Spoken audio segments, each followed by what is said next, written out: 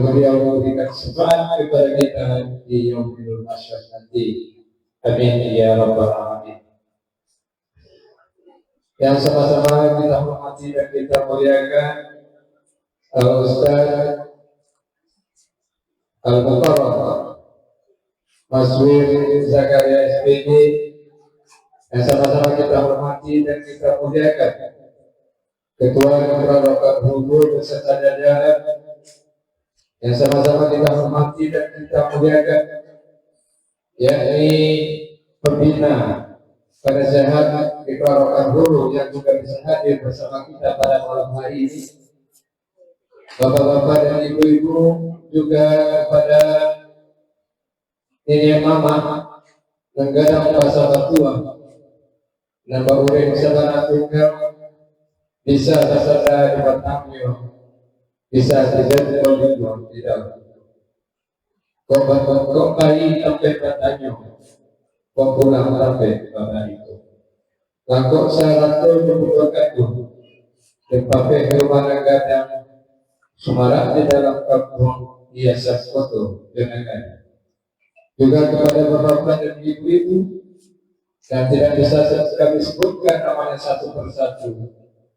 Kok kita tidak dipanggil nama, kadang tidak dipanggil nama. Wujudnya tidak ada sisi yang berbeda, bukan bagiku di bawah. Mudah-mudahan kedatangan kita di sisi diberkahi oleh Allah Subhanahu wa Ta'ala. Amin. Bapak Ibu yang kami hormati, ada rangkaian acara yang akan kita lakukan pada malam hari ini. Pertama, pembukaan yang sedang berlangsung. Yang kedua, membaca ayat-ayat suci Al-Quran yang nanti akan disampaikan oleh kita Ramadan. Berikut kita masuk acara nanti yang ketiga, tausiah yang akan disampaikan oleh Ustaz Tina.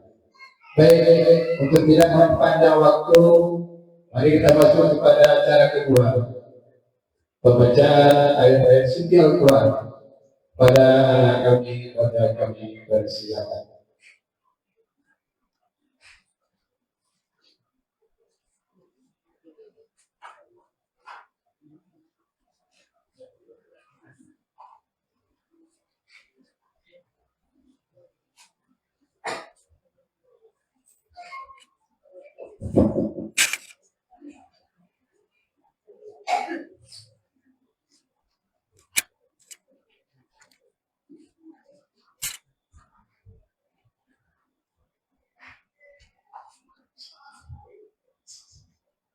Assalamualaikum warahmatullahi wabarakatuh. Waalaikumsalam warahmatullahi.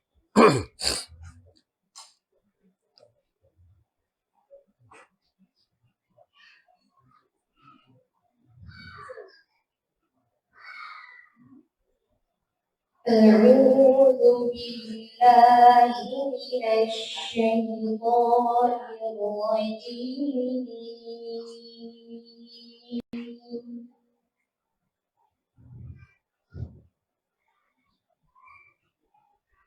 Bismillahirrahmanirrahim.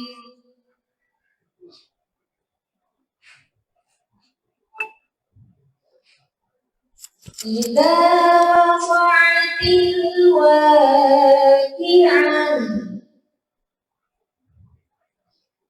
Idza waqa'atil waqi'atu laysa liwaqa'atiha kadhibah. Khafidatun rafi'ah. Idza rujjatil ardu rajjan wa bussatil jibalu bassa fakanat haba'an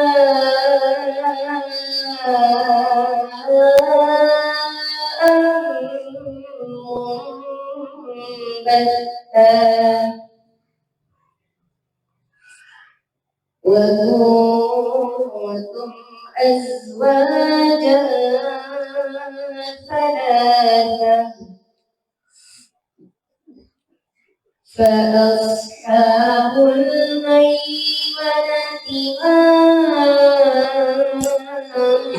ما أصحاب الميمنة فأصحاب الميمنة ما أصحاب الميمنة وأصحاب المشأمة ما أصحاب المشأمة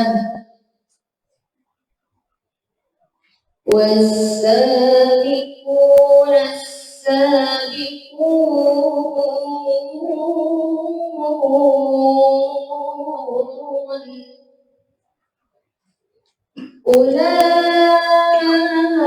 أولئك المقربون في جنات النعيم ثلة من الأولين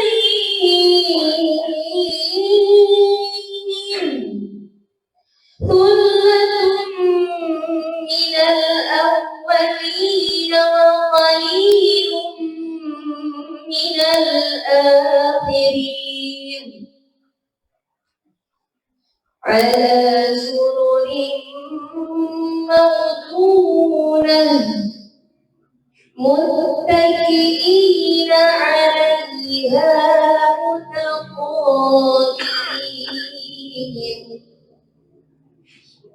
يطوف عليهم ولدان مخلدون يطوف عليهم ولدان مخلدون صدق الله العظيم. السلام عليكم ورحمة الله وبركاته. وعليكم السلام.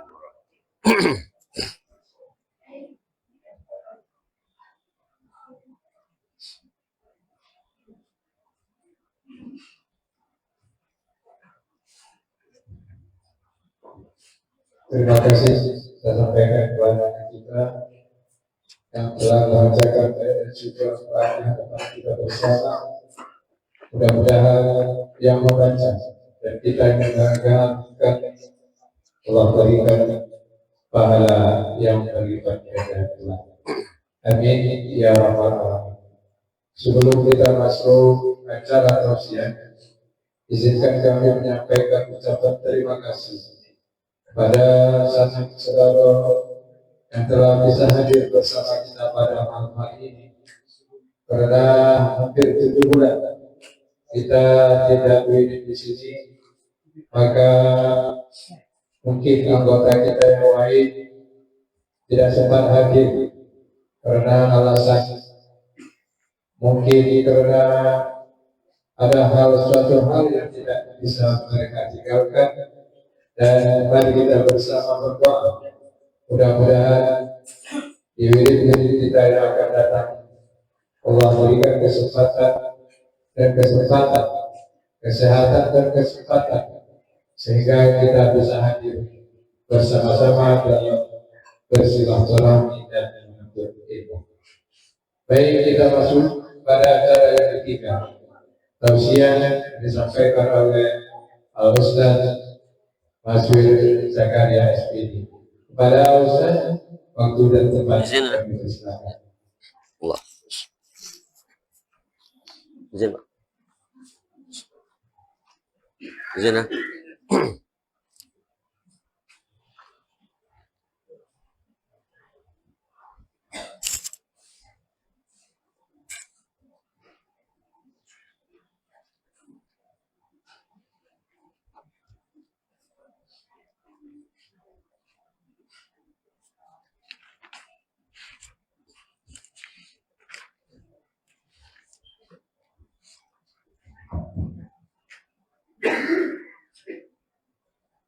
Bismillahirrahmanirrahim. Assalamualaikum warahmatullahi wabarakatuh.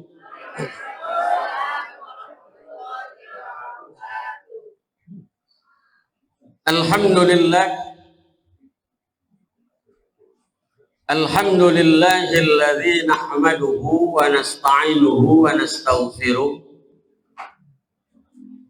wa na'udzu billahi min syururi anfusina wa min sayyiati a'malina. May yahdihillahu fala mudilla lahu wa may yudlilhu fala hadiya lahu.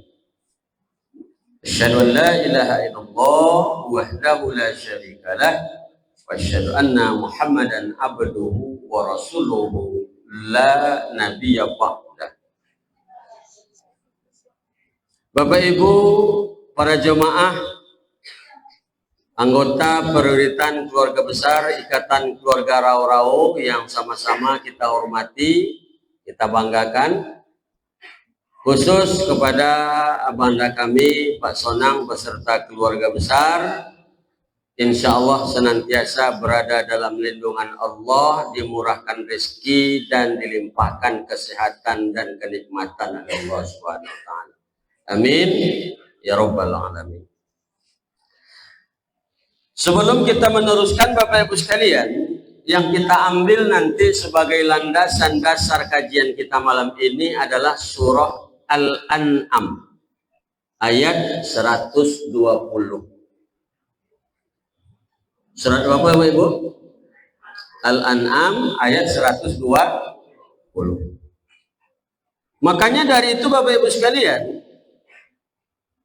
dalam surah Al-An'am ayat 120 ini Allah sudah sangat jelas menyampaikan kepada kita. Bismillahirrahmanirrahim. Wazaru zahiral ismi wa batinah. Allah katakan Bapak Ibu sekalian, wazaru zahiral ismi wa batinah, dan tinggalkanlah oleh kalian, Allah mengatakan kepada kita, perbuatan dosa, perbuatan maksiat, baik yang zahir maupun yang batin. Zahir wa batinah.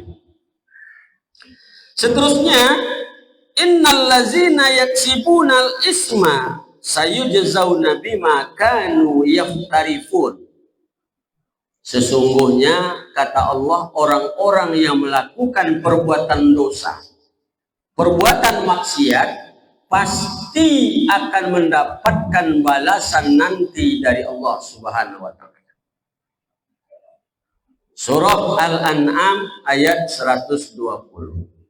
Mudah-mudahan Bapak Ibu sekalian, dalam menjalani hidup dan kehidupan di dunia yang fana ini, mesti kita tidak bisa menjamin bersih suci dari dosa.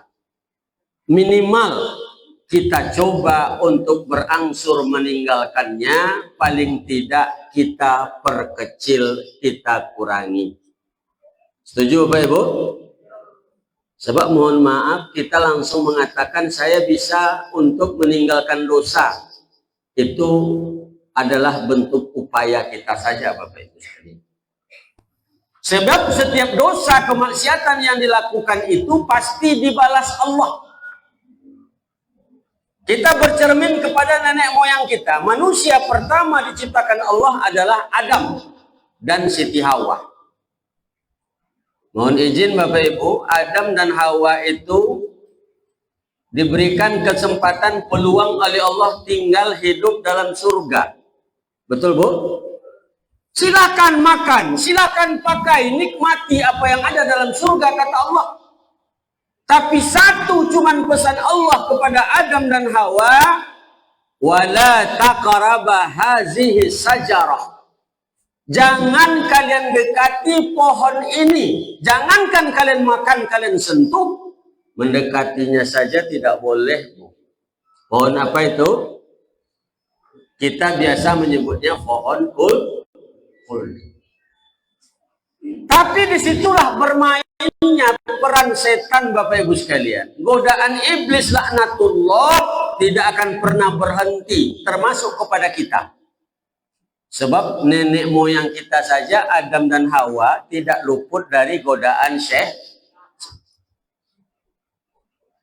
Padahal mereka sudah diberikan kenikmatan surga. Apa yang mereka minta, dapat. Apa yang mereka inginkan, didatangkan. Tapi namanya sifat manusia, Bapak Ibu sekalian, tidak akan pernah datang mendapatkan kepuasan, kata Rasul, kecuali kalau sudah berhadapan dengan tanah.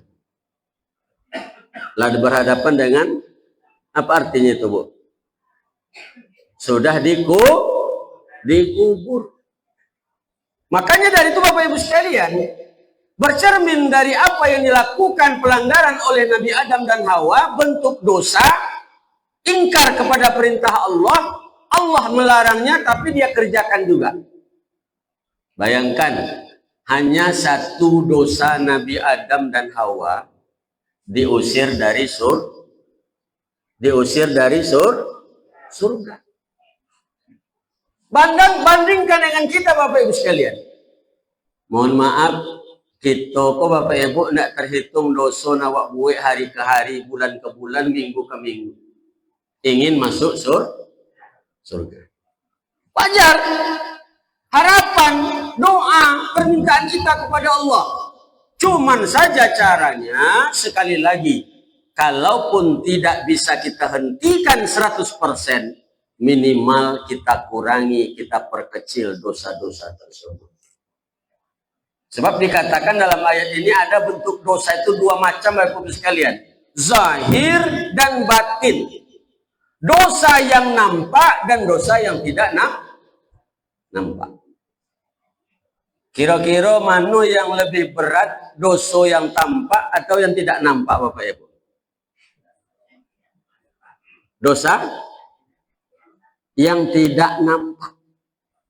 Kalau ditimbang-timbang, dipilih-pilih, dibanding-bandingkan, mana yang lebih besar pengaruhnya, dampaknya, adalah dosa yang nampak, zahir, kelihatan. Saya ulangi. Dosa batin, dosa yang tidak kelihatan. Kenapa, Ustaz? Persoalannya sederhana, Bapak Ibu sekalian. Kalau dosa zahir, dosa yang nampak, insya Allah ada peluang kita mendapatkan nasihat dari orang-orang terdekat dengan kita.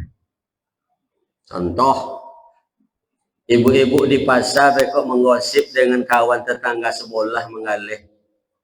Datang kawan yang lain, Bu, lo awak menggosip orang dong. Tidak baik kita wibah. Itu dosa yang zahir, nampak. Tapi kalau dosa batin, Bapak Ibu sekalian, mohon maaf, hanya Allah dan kita sendiri yang tahu. Apa dosanya itu? Sombong, hasad, iri, dengki, ria, itu adalah penyakit-penyakit ataupun dosa-dosa yang tidak nampak. Tapi besar bahayanya, Bapak Ibu sekalian. Makanya dari itu sekali lagi Allah perintahkan, jauhilah, tinggalkanlah oleh kalian dosa yang zahir maupun dosa batin. Jadi kalau diberikan judul kajian kita malam ini adalah bahaya dan pengaruh dosa dalam kehidupan kita. Ada dampaknya, Bapak Ibu sekalian.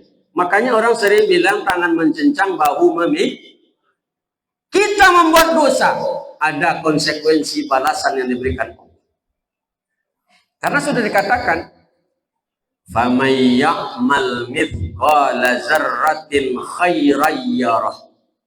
Barang siapa yang berbuat kebaikan walaupun hanya sebesar zarah, sebesar debu, pasti akan ada balasannya. Sebaliknya, وَمَنْ يَعْمَلْ مِثْقَالَ ذَرَّةٍ شَرًّا يَرَهُ. Siapa yang melakukan perbuatan jahat, perbuatan dosa, walaupun hanya sebesar zarah, pasti dibalas oleh Allah Subhanahu. Makanya Bapak Ibu sekalian, cara yang paling ampuh untuk mencegah diri kita jatuh dalam dosa itu adalah sungguh-sungguh mengerjakan sholat karena Allah. Dulu biasanya sebelum azan dikumandangkan di kampung-kampung sering terdengar oleh kita di masjid-masjid. Aqimis shalah. Inna sholata tanha 'anil fahsya'i wal munkar. Dirikanlah sholat, karena sesungguhnya sholat yang engkau kerjakan itu, kata Allah, bisa menghentikan untuk melakukan perbuatan keji dan mungkar. Perlu kita bertanya kepada diri kita masing-masing, Bapak Ibu. Kita sudah sholat, sudah 5 waktu, insya Allah.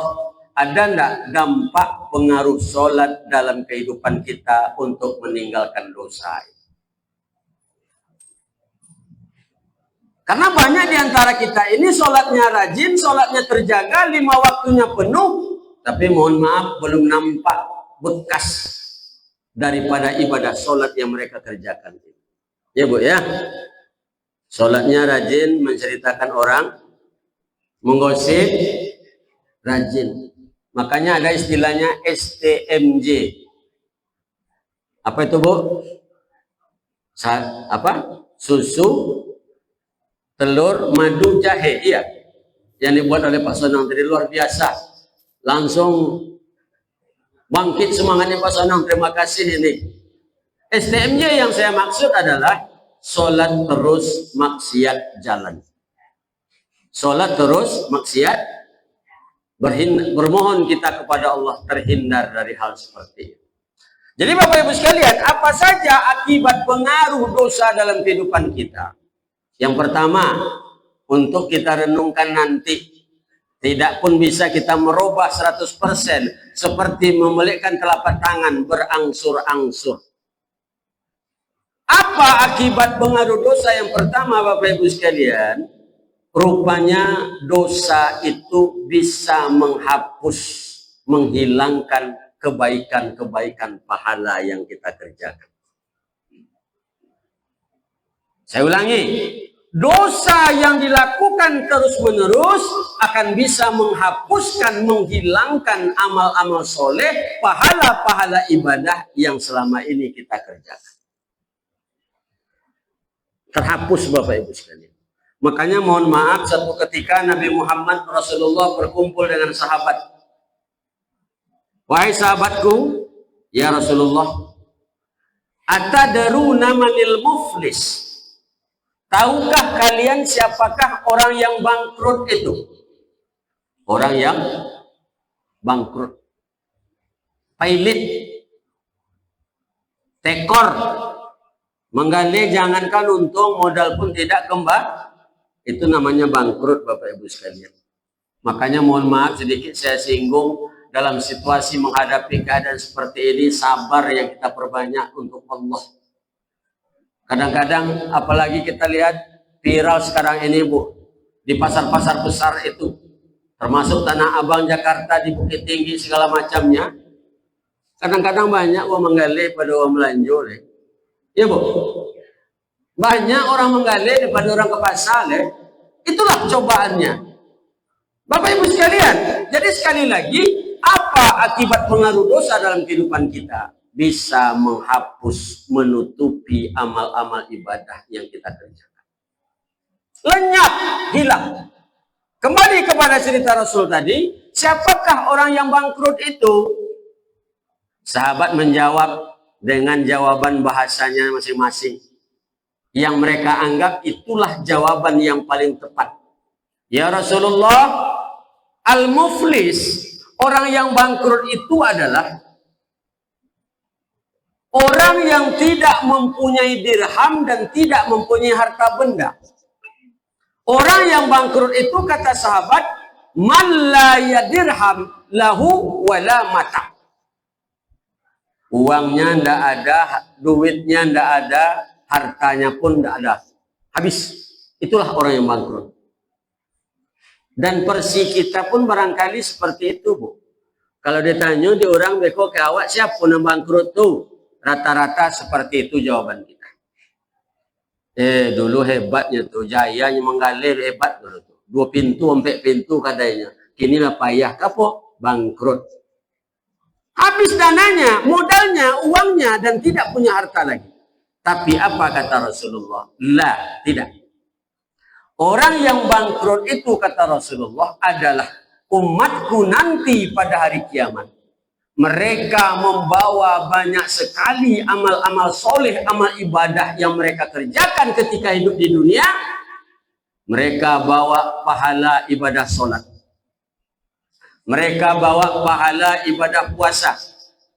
Mereka bawa pahala ibadah zakat, infak, sedekah. Mereka bawa pahala baca Quran.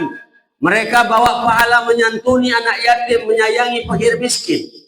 Tapi sesungguhnya tidak ada artinya pahala amal ibadah yang mereka lakukan karena dihapus oleh dosa-dosa yang juga pernah mereka lakukan ketika di dunia. Orang-orang yang dizolimi, mereka tidak sadar. Kemudian orang-orang yang tersinggung hatinya selama ini, yang diambil haknya, yang dikasari, yang dipukul segala macam, yang zalim, yang memfitnah, makanya hilanglah, habislah amal ibadah yang mereka bawa itu tadi. Jadi itu orang yang bangkrut itu, Bapak Ibu sekalian. Itu orang yang bangkrut. Kita merasa amal ibadah kita banyak. Kita merasa amal ibadah kita lengkap. Kadang-kadang kita banding-bandingkan.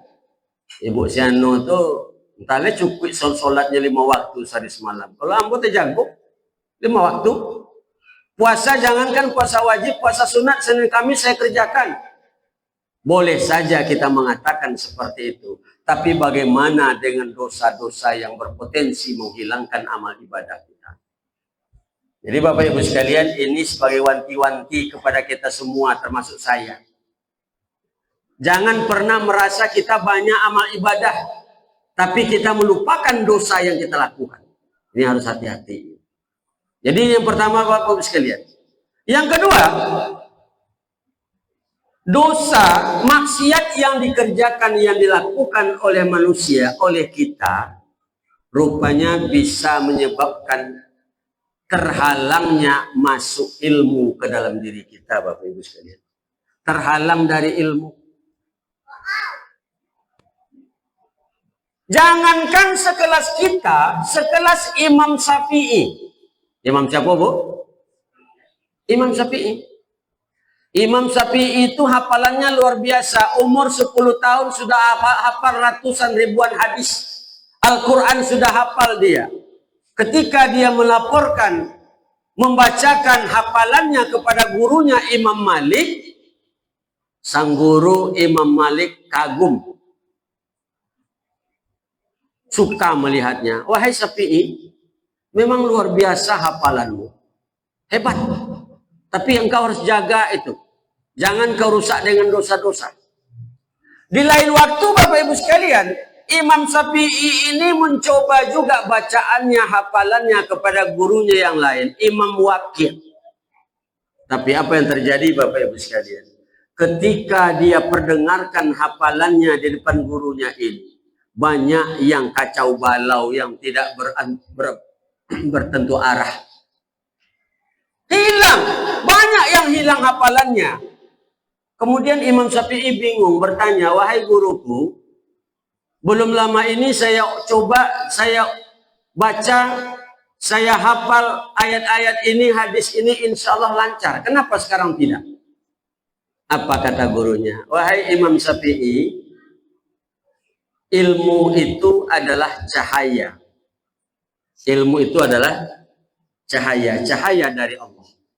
Allah tidak akan memasukkan cahaya, tidak akan memasukkan ilmu ke dalam diri, ke dalam jiwa orang yang banyak melakukan dosa. Jadi mohon maaf Bapak Ibu sekalian, awak coba bekok menghafal surah Yasin, menghafal bekok Tabarokah, menghafal bekok surah Al-Waqi'ah. Selama ini bagus, lancar hafalan kita. Tapi karena kita sering belakangan ini menggosip, sering kita melawan kepada suami, sering mungkin segala sesuatunya, bisa jadi berkurang, hilang hafalan kita. Nggak usah jauh-jauh. Anak kita di pondok, anak kita belajar di pesantren, hafal mereka, mungkin sudah 5 juz, 8 juz. Pulang mereka ke rumah, ke kampung, libur, sebulan, 2 bulan. Mereka pegang ini. Mungkin mereka tidak melihat sesuatu yang tidak baik. Mohon maaf, tidak melihat sesuatu yang dilarang, tidak melihat sesuatu yang dilarang oleh agama. Mereka jaga itu. Tapi mereka menggunakan hanya sekedar untuk main game. Apa, Bu? Main? Dan kita tahu, anak kita tidak mungkin membuka HP untuk hal yang buruk, tidak mungkin. Tapi paling tidak dengan game yang mereka asikkan itu, lama-kelamaan bisa terganggu hafalannya, Bapak Ibu sekalian. Contohnya saja tadi Imam Syafi'i. Imam Syafi'i itu, Bu, dibandingkan imam-imam yang lain, Hanafi, Maliki, Hambali, Syafi'i ini yang paling cerdas. Sebab Allah memberikan kelebihan luar biasa kepadanya. Apa kelebihannya? Salah satu kelebihan Imam Syafi'i, dia lama diperam oleh ibunya. Itu bahasa-bahasa lain namanya, Bu. Maksudnya adalah Imam Syafi'i ini lama berada di dalam kandungan dalam rahim ibunya. Ibu-ibu mohon maaf kalau hamil mengandung berapa lama waktunya, Bu? 9? Ya. Yang aturan sesungguhnya 9 bulan 10 hari. Ada yang di bawah itu. Bahkan ada yang di bawah 8 bulan. 7 bulan pun ada. Orang sebut itu prematur. Makanya normalnya mengandung hamil perempuan itu 9 bulan 10 hari. Tapi untuk diketahui, Imam Syafi'i berada dalam kandungan rahim ibunya berapa tahun, Bu? 4 tahun. Berapa tahun? Oh, Pak, sempat 4 tahun ibu-ibu hamil mengandung. Mengeluh. Sekodang apa poriknya itu? Tahu-tahu lahir besok anak lah tumbuh kumis ketek-ketek tuh. Maka Bapak Ibu sekalian, itu yang menyebabkan hafalan ilmu yang payah masuk ke Imam Syafi'i itu. Sebab ilmu itu cahaya dari Allah. Terhalanglah cahaya ilmu itu masuk karena dosa dan maksiat yang kita lakukan. Jadi hati-hati Bapak Ibu sekalian. Makanya dari itu sekali lagi, tidak pun bisa kita menghentikan, menghilangkan dosa secara sekaligus, minimal kita angsur-angsur menguranginya. Setuju, Bu? Misalnya selama iko menggosip sampai waktu setengah jam atau sampai sejam, habis itu kurangi leh, 20 menit. Ya, Bu? Bukan begitu maksudnya. Berhenti kita. Kalau kemarin 1 jam, sekarang 30 menit, setengah jam, sama saja. Kalau sejam potong seketek awak bahasnya, tapi 30 menit dia seketek awak katanya. Oh, sado kena baca. Hati-hati Bapak Ibu sekalian. Jadi mohon maaf, pengaruh dosa yang kedua adalah terhalangnya seseorang dari ilmu. Makanya insya Allah selalu kita galakkan seperti ini. Ini majelis ilmu nih Bapak Ibu sekalian. Bersyukur hati kita masih tergugah untuk hadir dalam majelis seperti ini. Kita bermohon kepada Allah, acara ini acaralah dengan niat baik, mendapatkan berkah dan ridho dari Allah Subhanahu wa Ta'ala. Amin. Jangan dianggap sepele, Bu. Makanya mohon maaf, wirid ini sekali sebulan, Pak. Sekali sebulan ya. Luangkanlah. Le sehat badan, le adu awak di ujung batu kok usahakan. Sebab apa? Ini bagian daripada majelis ilmu dan mempererat silaturahim. Karena Rasulullah katakan, man ahabba ayyubsatu lahu fi rizqi wa yunsa lahu fil athari falyasil rahimah. Barang siapa yang ingin dimurahkan rezeki, pasti semua kita mau. Betul Bapak Ibu? Barang siapa yang ingin dipanjangkan umur, pasti semua kita mau. Maka kuncinya hanya satu.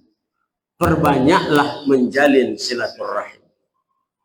Apalagi ini majelis ilmu Bapak Ibu sekalian.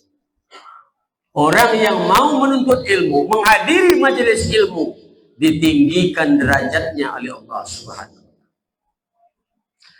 Yarfa'illahu allazina amanu minkum wallazina utul ilma darajat. Allah akan meninggikan derajat orang-orang yang beriman di antara kalian dan yang berilmu. Yang haus dengan ilmu akan meninggikan beberapa derajat dibandingkan dengan yang lain. Makanya Bapak Ibu sekalian, kuatkan hati, niat, semangat kita. Kok domam-domam pilek, seketiknya berangkek melah. Mudah-mudahan dek kau angin-angin malam ini hilang pilek nih. Karena Rasulullah sudah katakan, man salaka tariqa yaltabisu bihi ilma, salallahu bihi tariqa ilal jannah. Barang siapa yang dimudahkan niatnya untuk menuntut ilmu, maka Allah akan mudahkan nanti jalannya menuju surga Allah Subhanahu wa taala. Ini kita merintis jalan ke surga ini, Bu. Merintis jalan ke surga. Mau Bapak Ibu ke surga? Mau, Bu? Surga yang jauh atau surga yang dekat? Kalau yang dekat adalah surga gandian. Insya Allah Allah berikan kemudahan Bapak Ibu sekalian. Itu yang kedua. Yang ketiga, ini juga tidak sedikit bahayanya. Dosa dan maksiat bisa menggelapkan dan mengeraskan hati. Dosa dan maksiat yang dilakukan terus-menerus bisa menggelapkan dan mengeraskan hati. Apa maksudnya? Hati kita ini, kalbu kita ini sesungguhnya bersih, jernih.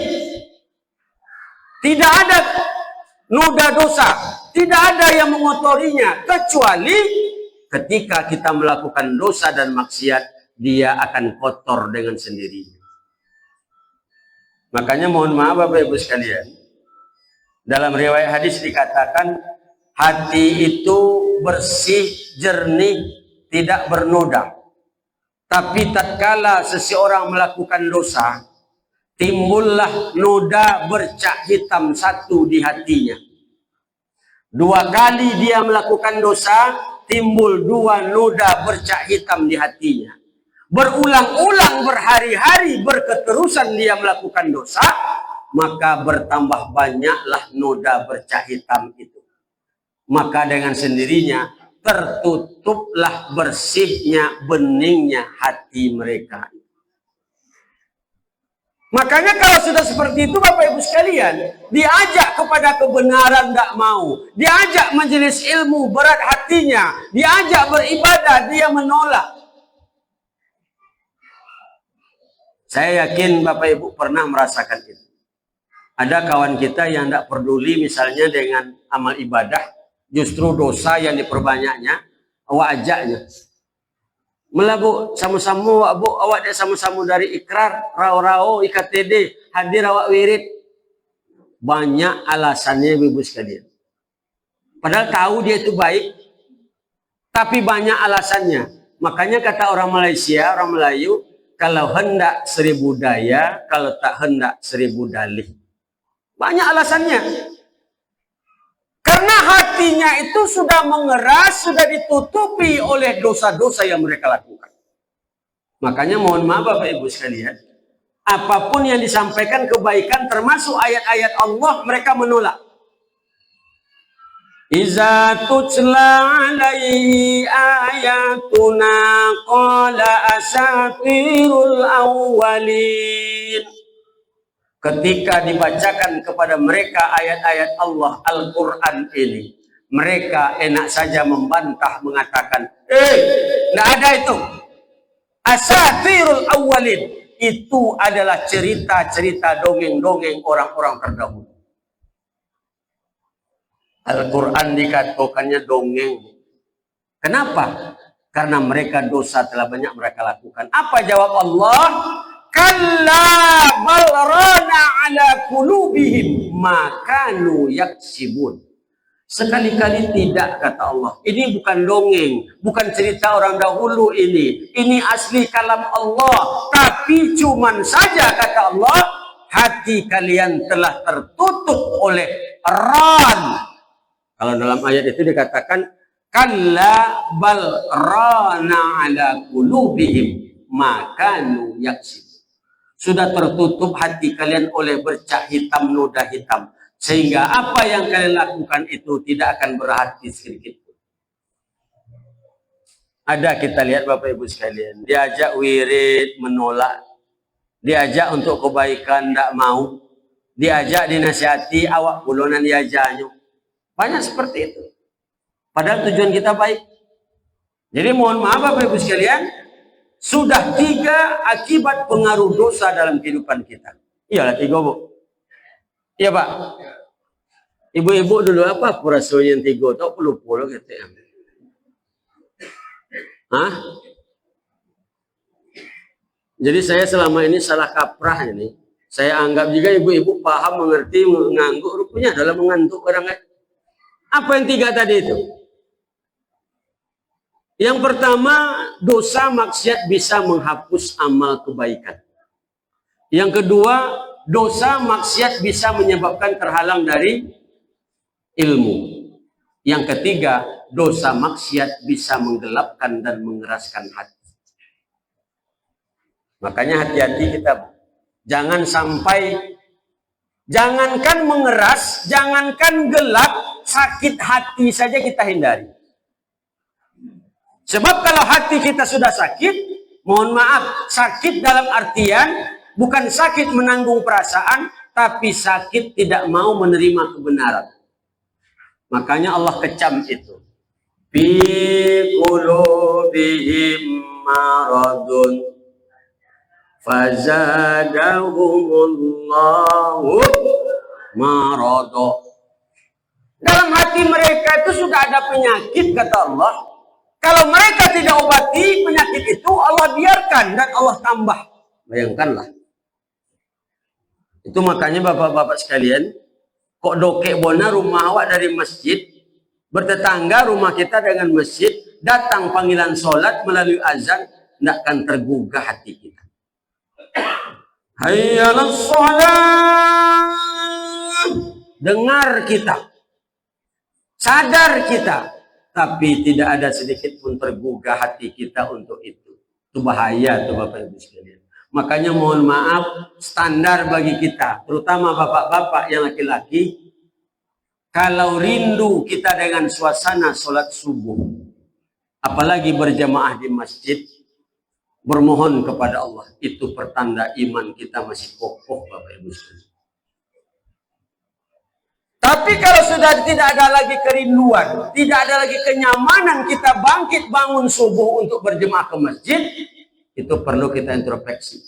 Apalagi yang tidak menunaikan sholat subuh. Mohon maaf Bapak Ibu, saya mau tanya ini membandingkan saja. Mana yang duluan bangun, suami ibu atau ibu sendiri? Ya? Ibu-ibu. Termasuk bernasib malang ibu-ibu mendapatkan suami. Mohon maaf.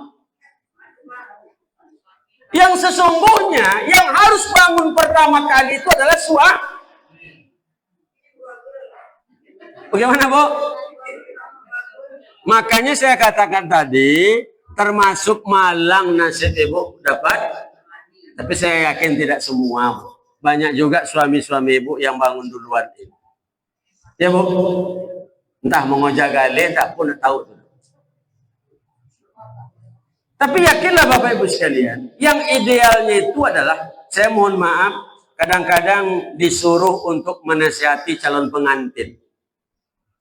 Padahal profesi saya bukan itu. Tapi karena orang memandang saya dianggap bisa, saya sampaikan. Kunci pertamanya adalah jangan sampai istri dulu yang bangun pertama kali waktu subuh. Sebab kalau sudah istri yang pertama kali bangun, itu sudah suatu yang merugikan ibu-ibu sekalian. Dalam artian apa? Tapi kalau sesekali bangun ibu lebih awal, tidak masalah. Anak mau berangkat besok pagi-pagi ke sekolah, mau bertanding, tentu ibu-ibu yang harus gigih menyiapkan cepat bontotnya segala macamnya. Tapi yang sebaik-baiknya, mohon maaf. Makanya mohon maaf Bapak Ibu sekalian, saya bertekad secara pribadi ini, kalau bisa kepada bapak-bapak, ibu-ibu juga, kalau ada nanti nasib kita punya menantu, carilah menantu yang laki-laki maksudnya, yang sholat subuhnya di masjid. Ya Bu, ini misalnya Bu, borek Rasul Ustaz ni, apa jangan ya halang ko ni semayang subuh doi. Contoh. Jadi mohon maaf saya bertekad itu Bu ya. Sebab mohon maaf kalau sudah terjaga subuhnya, yakinlah ibadah yang lain akan lebih ringan dilakukan. Makanya ada orang bertanya, ini ada orang yang akan datang meminang melamar anak kita ini gimana? Prinsipnya tanyakan, apakah sholat subuhnya ada di masjid? Gimana Bu? Apa yang carinya? Tapi kadang-kadang karena harta, karena jabatan pekerjaan, kita banyak yang silau hari ini. Banyak yang silau men katanya. Bapak Ibu sekalian, kita lanjut. Apa pengaruh dari maksiat? Apa akibat dari maksiat yang kita lakukan? Akan menyebabkan terhalangnya dari rizki dan akan mendapatkan kesulitan dari Allah. Jadi mohon maaf, di saat Allah menguji kita dengan kesempitan rizki, kesulitan ekonomi, jangan cepat kita memandang menilai Allah. Introspeksi dulu diri kita, tepuk dada, tanya selera. Sudah benarkah sholat yang kita kerjakan? Apakah kita tidak banyak melakukan dosa? Sebab sekali lagi, dosa berpengaruh kepada kelancaran rezeki kita Bapak Ibu sekalian. Sebagaimana halnya orang yang bisa menghindari dosa, yang beriman, yang bertakwa kepada Allah, Allah jamin rezekinya. Bapak Ibu barangkali sering membaca ayat yang disebut dengan ayat 1000 dinar. Ayat apa namanya Bu? Pernah baca? Wa may yattaqillaha yaj'al lahu makhraja. Barang siapa yang bertakwa kepada Allah, Allah pasti berikan jalan keluar terhadap kesulitan hidup. Allah berikan solusi.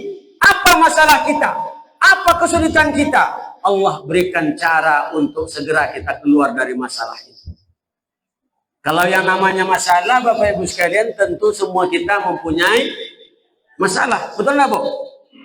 Yang namanya kesulitan, semua kita mempunyai kesulitan. Tapi janji Allah, kalau bisa kita menghindari dosa, bertakwa kita dijamin akan keluar dari kesulitan dari masalah tersebut. Sekali lagi Bapak Ibu sekalian, tidak ada manusia yang tidak punya masalah. Makanya kalau masalah kita cepat diatasi, hanya tempat kita mengadu kepada Allah. Iko kadang-kadang wak banyak korban iklan. Kemana mengadu kalau ada masalah? Ke Pegadaian. Kemana Bu? Karena moto Pegadaian itu adalah menyelesaikan masalah. Iya. Selalu di bawah kantor Pegadaian itu merek toko, merek apanya itu. Menyelesaikan masalah tanpa masalah. Itu moto Pegadaian itu. Tapi apa yang terjadi? Justru kenyataannya menambah masalah. Doke rayo, beko, doke puaso, diantakanlah golang awak, kalung awak, cincin awak, payahnya, pitihnya, duit. Besok kalau dapat, saya tebus lagi. Tahu-tahu sudah rayo tambah payah ekonomi Bapak Ibu sekalian. Jadi tidak tepat itu iklannya menyelesaikan masalah tanpa masalah. Justru menyelesaikan masalah bertambah banyak masalah. Jadi sekali lagi Bapak Ibu sekalian, dimudahkan orang yang insya Allah beriman bertakwa kepada Allah, dimudahkan hidupnya, rizkinya. Orang yang banyak dosa, banyak maksiat, dipersempit, disulitkan ekonomi rizkinya. Makanya mohon maaf Bapak Ibu sekalian, sekali lagi, pandanglah sesuatu itu bukan dengan kacamata kita, tapi pandanglah dengan kacamata Allah. Maksudnya apa? Kalau ada datang kebaikan, kebaikan itu datang dari Allah. Kalau ada datang keburukan, juga dari Allah, tapi kita yang mengundangnya. Awakna meminta. Yang kelima Bapak Ibu, akibat dosa, pengaruh dosa dalam hidup kita adalah menyebabkan datangnya bencana musibah yang akan diturunkan Allah.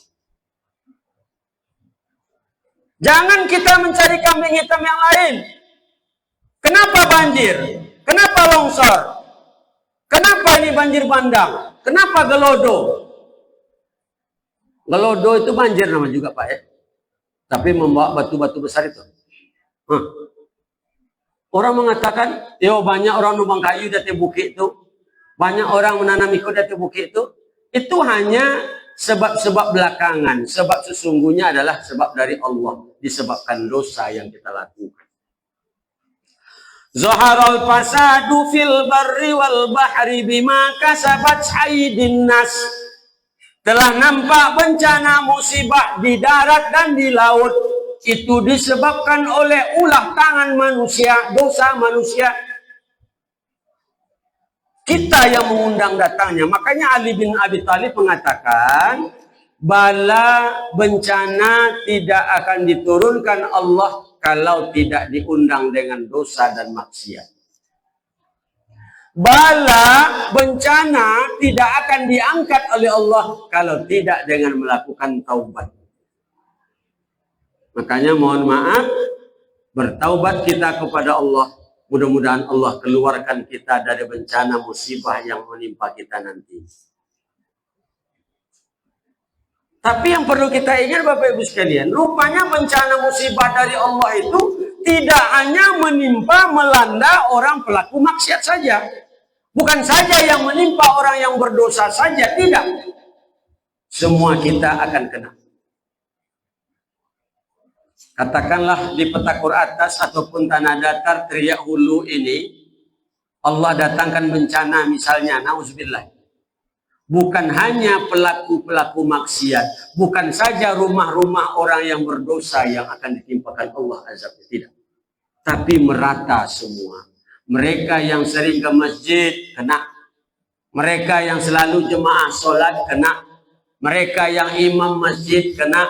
Mereka yang biasa dipanggil Ustadz, Buya kena. Kenapa? Azab murka Allah itu tidak milih-milih. Wattaqu fitnatan la tusibannallazina zalamu minkum khassah. Takutlah kalian kepada azab Allah, fitnah Allah yang tidak saja menimpa orang yang berbuat zalim di antara kalian. Semuanya kena. Kenapa? Karena kalian yang mengaku baik, yang mengaku taat, yang mengaku alim itu tidak tergerak hatinya untuk amar ma'ruf nahi mungkar. Contoh, di belakang rumah kita agak jauh sedikit ada rumah kos-kosan. Di situ bolak-balik setiap waktu, setiap malam tidak tahu entah siapa laki-laki yang sering datang. Padahal kos-kosan itu khusus untuk perempuan. Kita tahu,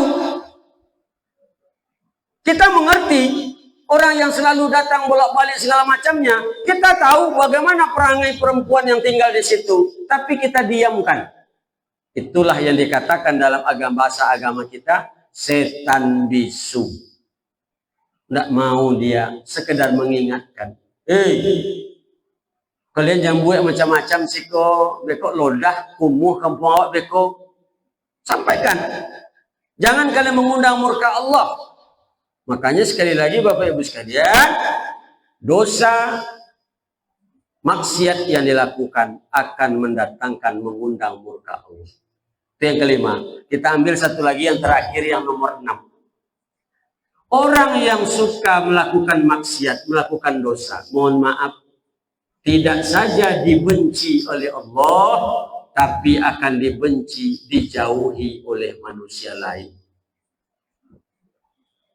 Saya yakin Bapak Ibu sekalian, bapak-bapak, ibu-ibu yang menjaga diri untuk taat ibadah, memperkecil, mengurangi dosa, pasti tidak akan senang hatinya melihat orang yang melakukan kemaksiatan. Betul?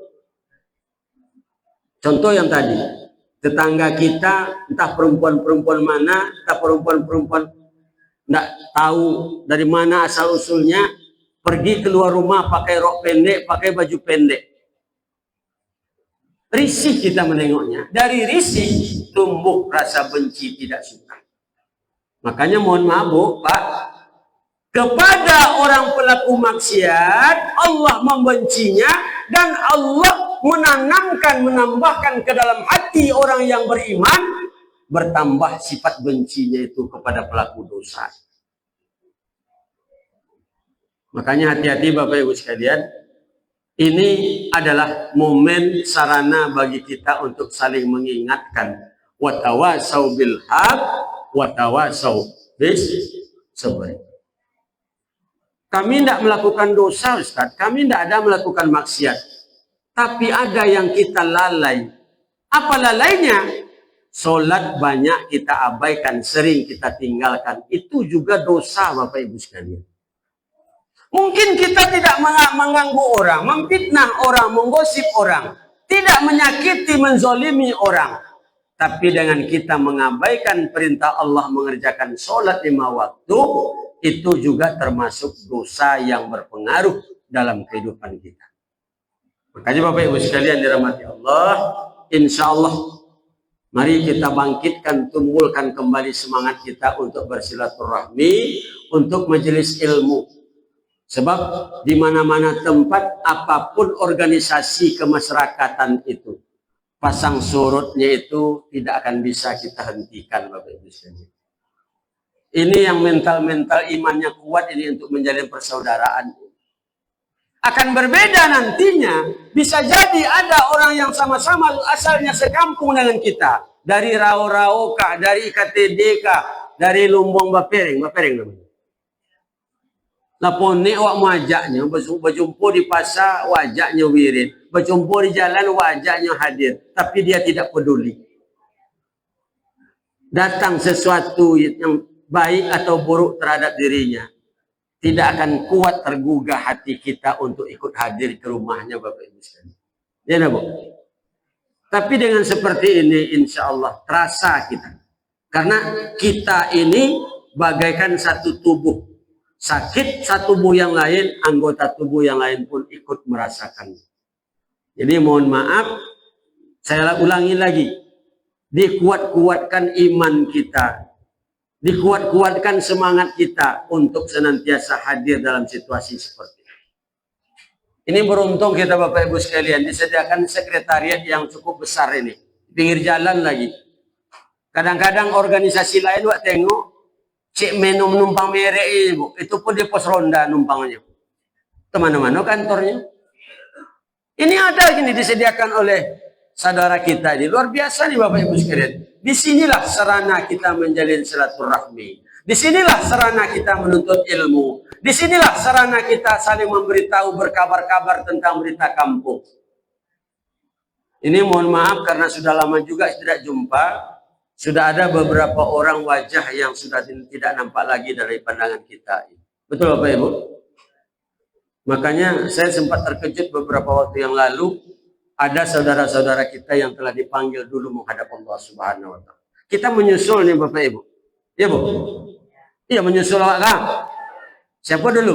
Ambo atau Ibu-Ibu? Hah? Kalau seandainya ibu-ibu yang duluan, biar saya belakangan. Atau saya yang belakangan, ibu-ibu atau bapak-bapak dulu. Atau biar saya yang meninggal, tapi setelah bapak-bapak dan ibu-ibu sama Bu ya. Jadi mohon maaf, intinya kalau bersih dari dosa dan maksiat 100% sulit Bu. Kita bukan malaikat. Kenapa? Malaikat itu tidak ada nafsunya Bu. Malaikat tidak punya nafsu. Tapi hebatnya manusia diciptakan di antara makhluk yang bernama malaikat dan makhluk yang bernama hewan.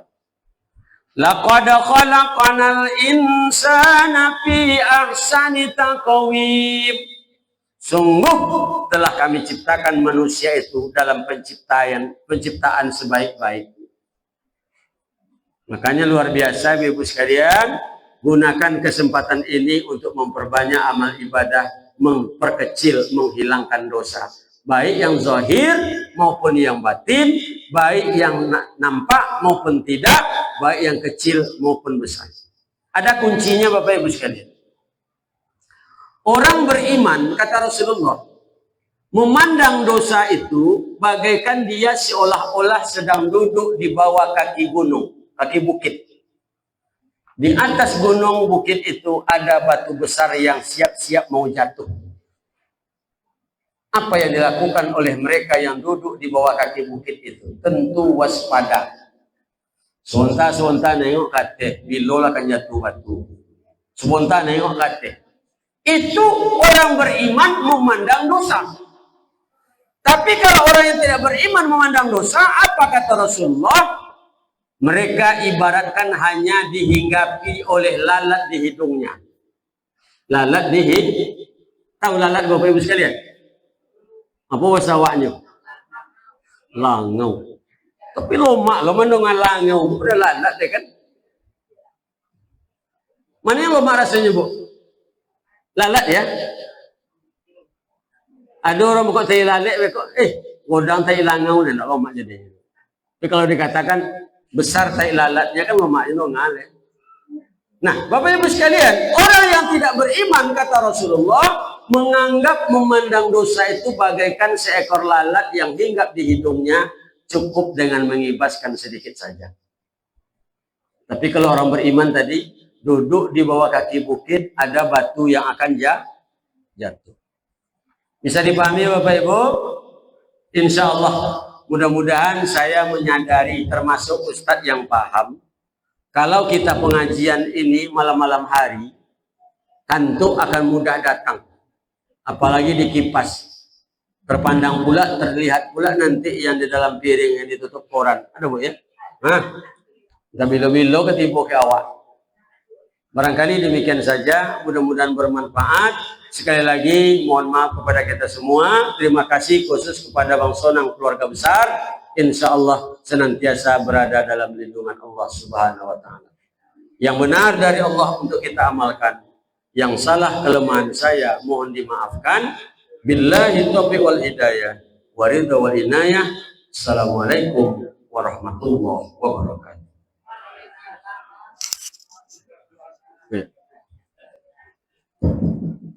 Baik Bapak Ibu sekalian, mari bersama-sama kita menundukkan kepala, menghadirkan hati, menadahkan tangan, khusus untuk acara yang kita laksanakan malam ini. Bermohon kita kepada Allah mendapat berkah dan ridho dari Allah Subhanahu wa Ta'ala. Karena hanya Allah yang senantiasa mengijabah, mengabulkan doa. Kita selalu membaca iyyaka na'budu wa iyyaka nasta'in. Kepadamu ya Allah kami beribadah menyembah, kepadamu jualah kami mohon pertolongan. A'udzubillahi minasyaitonir rajim. Bismillahirrahmanirrahim. Alhamdulillahi rabbil alamin hamdan syakirin hamdan na'imin.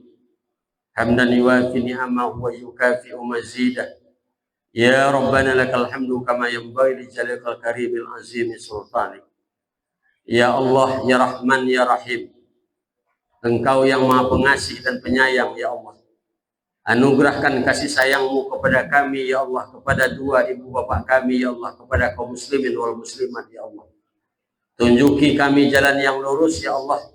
Berikan taufik dan hidayahmu kepada kami, ya Allah. Bimbinglah hati dan jiwa kami untuk senantiasa taat mengerjakan perintah-Mu ya Allah, dan senantiasa bisa meninggalkan apa yang menjadi larangan-Mu ya Allah. Kuatkan hati kami, tanamkan niat yang besar dalam diri kami untuk meninggalkan dosa dan maksiat ya Allah. Karena kami menyadari sebaik apapun amal ibadah yang kami lakukan, kalau kami dalam kemaksiatan, dalam dosa, sia-sialah amal ibadah yang kami kerjakan ya Allah. Rabbana zalamna anfusana wa illam taghfir lana wa tarhamna lanakunanna minal khasirin.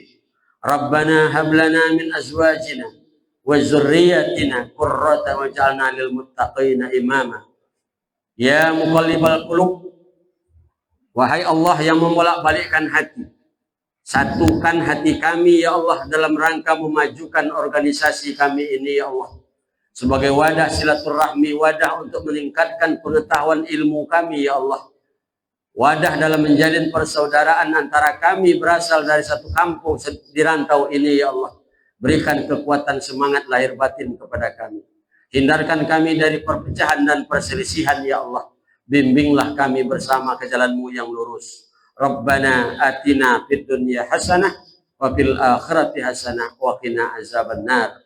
Walhamdulillahi rabbil alamin. Taqabbalallahu minkum minna wa minkum taqabbal ya karim.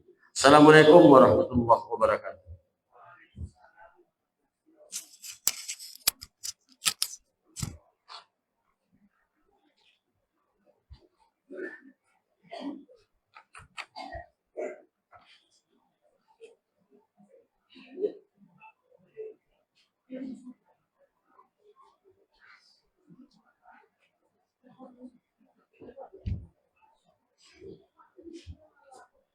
Terima kasih kita sampaikan kepada Ustaz yang telah memberikan tausiah kepada kita bersama.